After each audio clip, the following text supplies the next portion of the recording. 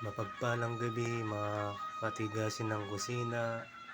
Ito po ang inyong tigasing kusinero na nagbabalik, and for today's vlog, magluluto po tayo ng master sardines kare-kare.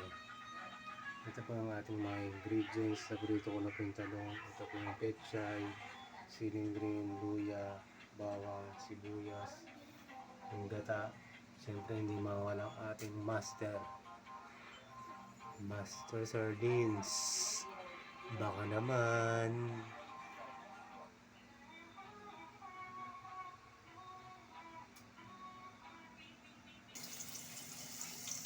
Siyempre first step po ay isahin po natin ang ating luya, kasunod ng sibuyas, bawang.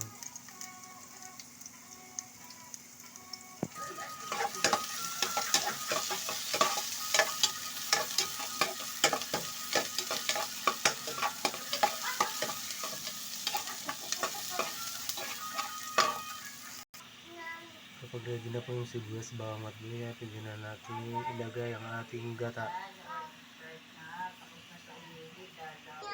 Kapag kumulo na yung gata, pwede na natin ilagay ang ating master sardines.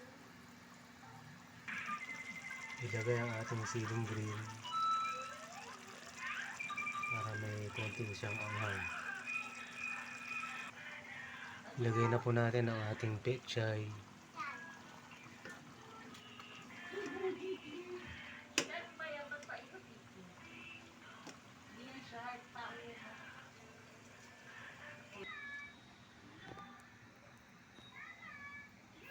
Kapag luto na po yung ating pechay, pwede na po natin itambog ang ating piniritong talong.